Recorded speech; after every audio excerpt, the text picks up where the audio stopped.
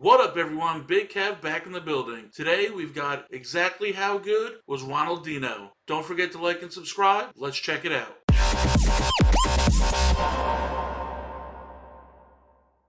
Often considered as one of the best players in his generation and regarded by quite a few as potentially one of the greatest of all time, it's no doubt that everyone knows how legendary Ronaldinho was. But just exactly how good was he? How did he start to make his name, and how does he compare to other legends and all-time greats? What's up, guys? It's your boy Raymar, back again for another video, and today we're gonna look at just exactly how good Ronaldinho was.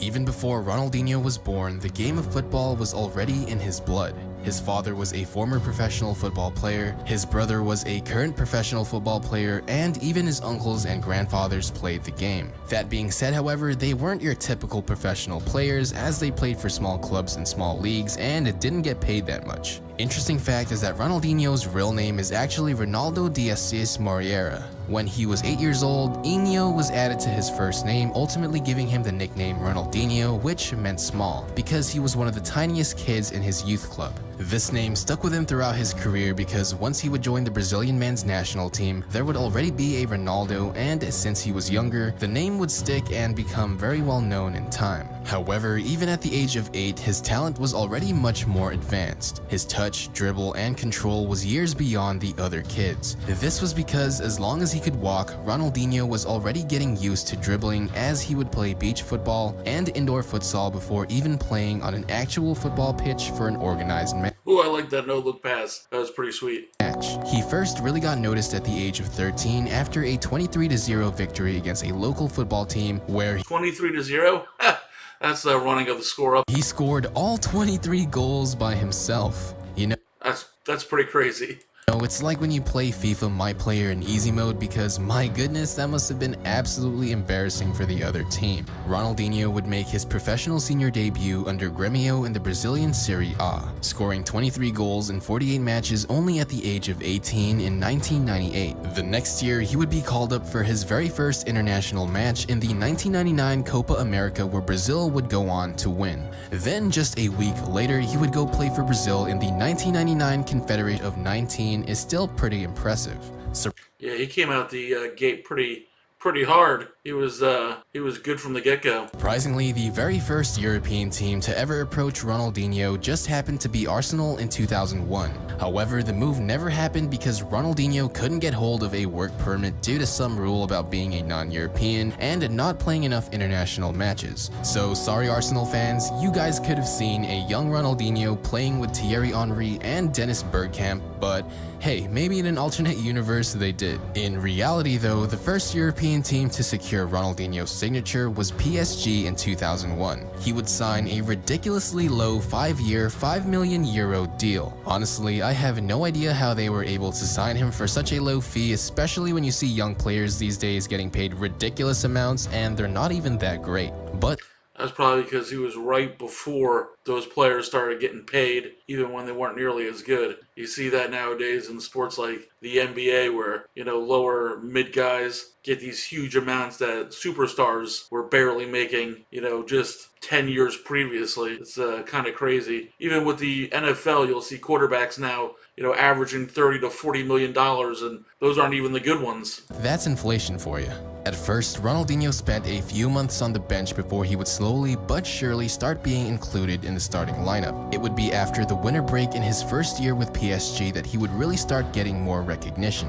During his return from the break, he would go on to score in 4 consecutive matches, earning him a permanent starting position. In just his first year with PSG, Ronaldinho would go on to score 13 goals and have 4 assists in 39 appearances, leading his club in scoring for all competitions. Although the young Ronaldinho was already rising up and becoming a superstar, he would have a complicated relationship with his coach at the time, Luis Fernandes, who would criticize him, saying that the young Brazilian was too caught up in the Parisian nightlife and complained that he would never arrive back on time from his Brazilian holidays. I mean, what's up with Brazilian stars getting so caught up with partying? You have Ronaldo, Pato, Adriano, and Ronaldinho all known for their excessive night lives. I definitely need to try. That was another sweet no-look move there. try a Brazilian party one time. But anyways, the very next season for PSG, Ronaldinho would score 12 goals and have 4 assists in 37 games, which was pretty much the same output he had last year, where he would again lead his club in scoring across all competitions and lead his club into the Coupe de France final, but PSG wouldn't win any form of silverware that year and would end up 11th in Liga in standings. After this season, Ronaldinho requested a trade due to the club's failure to qualify for any European competition, where he knew he would make an even bigger name for himself on a bigger stage. The summer of 2002 also brought a lot of spotlight and praise for the young Ronaldinho. The world Rivaldo, Ronaldo, and Ronaldinho would make up what was known as Brazil's 3 Rs, their unstoppable offense that dominated the 1999 Copa America. Ronaldinho would go on to score 2 goals and have 3 assists during the tournament. It might not sound that impressive, but Ronaldinho saved his team from the brink of elimination during the quarterfinal against England. Brazil was down 0-1 until Ronaldinho had an amazing run and passed the ball to Rivaldo for an easy goal and assist. Then he would score one of the most iconic free kicks in World Cup history with that perfect upper 90 corner shot. If not for Ronaldinho, Brazil... That was a pretty great kick. I mean, he thread that right in there. The only area that the goalie couldn't reach that still was in the net. Would have lost this game and wouldn't have been able to win their country's 5th World Cup title. By the end of the 2002-2003 season, Ronaldinho was a proven global superstar at the age of 23. Barcelona made it their mission to acquire him as they outbid Manchester United to sign Ronaldinho for 30 million euros. The 2003-2004 season would be Ronaldinho's first in Spain, and he would go on to score 22 goals and have 11 assists in 45 games, giving him a goal-scoring ratio of 0.49 goals a game. Even though Barcelona I love watching him dribble and attack the field. He has so many good moves. didn't really do anything other than placing 2nd in La Liga, Ronaldinho would lead his club in scoring, giving him the best season of his career so far. The 2004-2005 season was the first time Ronaldinho really experienced any club success, as he would go on to win his first La Liga title with Barcelona. That season, he would go on to score 13 goals and have 16 assists in 42 games. He was kind of the opposite of Messi, where he started off with PSG and then went to Barcelona, and then Messi started off with Barcelona and then went to PSG. As Carlos Puyol described perfectly, Ronaldinho was the one that really gave Barcelona their spirit back. Ronaldinho also won his first FIFA World Player of the Year award and coincidentally also assisted a young Lionel Messi on his very first goal for Barcelona. The 2005-2006 season was the height of Ronaldinho's career, as he would win a minor treble with Barcelona with the Champions League, La Liga, and Spanish Super Cup titles. He would also go on to have the best season of his career, scoring 26 goals and having 25 assists in 45 games, which would be an amazing 0.58 goals per game and 0.56 assist ratio. Not to mention, he would also lead Brazil to its 2nd Confederation Cup title and also holds the record for the most goals scored in the history of the tournament with 9. This amazing year and Man, he really loves those kind of like no-look passes and even like looking the other way and then kicking it behind him. Those look so smooth when he does them. Those are a lot of fun to watch. Season would land him his 2nd consecutive FIFA World Player of the Year award, becoming the 3rd player to ever win the award more than once other than Ronaldo and Zidane. And finally, to cap it all off, would also win the prestigious Ballon d'Or. Ronaldinho was so actually applauded him, something they've only previously done for no as a player.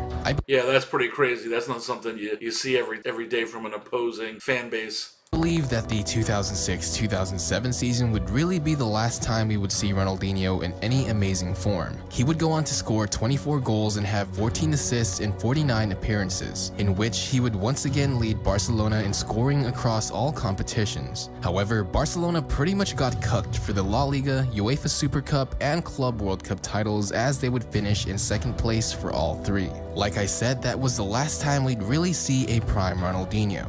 The 2007-2008 season was plagued with injuries for Ronaldinho, which included a muscle tear on his right leg that would pretty much end his season. He would have 9 goals and 6 assists in 26 games. The Barcelona front office, specifically former club president Joan Laporta, challenged to revive his career. So pretty much after winning every major trophy there was, Ronaldinho just decided to chill and, like so many Brazilian stars like him, decided to start partying more and training less. And thus, Barcelona sold him to AC Milan. His years in Milan were honestly pretty average, and it was clear that he wasn't nearly as physically fit or dedicated to the game as he used to be. Former coach Carlo Ancelotti. It's crazy to think, how good some of these players would have been if they would have taken their training a little more seriously. Could he have sustained himself and been closer to guys like Ronaldo and Messi if he had stayed in peak physical condition? Because obviously he's electric on the field. He's got tons of skills. I don't know if he's as complete a player as Messi is, but he was a dynamic scorer for sure. Said the decline of Ronaldinho hasn't surprised me. His physical condition has always been very precarious. His talent, though, has never been in question. The only noteworthy thing that would happen during his time in Milan would be him leading the Serie A in assists for the 2009-2010 season. After AC Milan, Ronaldinho would go back to Brazil to play for the Brazilian League, and even had a year in Mexico where he would play for Liga MX, but it's safe to say that those years wouldn't really be relevant at all. So let's go ahead and look at the career numbers for Ronaldinho. For Brazil, he would score 33 goals in 97 games, and for his club career, he would score 280 goals in 719 appearances, for a total of 313 goals in 816 games, ultimately ending with a career goal-scoring ratio of .38 goals a game. How does this compare to our previous players in the How Good Are They series, David Villa and Samuel Eto'o? Well, Villa and Eto'o were just absolute goal-scoring monsters, were much more consistent in their careers, had longer primes and more dominant years, but even though they're both legends, it's an undeniable fact that during Ronaldinho's prime, he was simply magical. There was just something about his game that transcended just scoring goals. Not only could he score goals, but he could be the one dishing out assists or making incredible runs that lead to goals. He was a true magician that could dance with the ball, was an absolute free kick specialist, had godly touch, and gave us all unforgettable and iconic moments, and finally inspired countless young players, myself included, to go and try some of those. Yeah, there's just something about him when you watch him actually, going down the field and going to score. It's right when he said he kind of dances with the ball and there's no look passes, and he just had something, just like something to him, like a spark to him that made you kind of want to watch him. I don't know, also he always seemed like he was having fun. He had that big smile, it seemed like he was having a good time. He definitely was a charismatic player, which I think made a big difference as how people saw him, especially during his prime when he was great. It didn't last very long, but while it lasted, it was something special.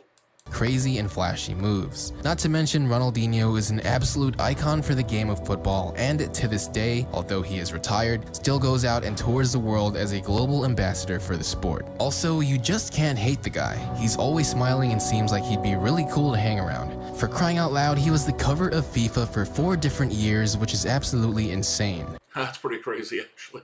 Usually they like to try to mix that up. You never really hear stories about Ronaldinho beefing it up with any other players too, which just goes to show you his charisma and the respect other footballers had for his legendary talent and career. But that's all I have for you guys today. If you did make it to the end of this video, I'm curious to see who you guys think is actually better, Ronaldinho or Neymar. Type your answer in the comments section below so I know who the true ride or die fans are. As always, if you did enjoy, don't forget to leave a like, as it really does help support my channel and allows me to keep making more videos. And if you're new and want to see more stuff, I love watching his footwork. It's so crazy how good he is. Like this, make sure you're subscribed and hit that notification bell so you don't miss out on anything. Once again, thank you guys so much for all the love and support. You guys are amazing, and I honestly couldn't be doing this without you. So with that being said, I'll see you in the next one.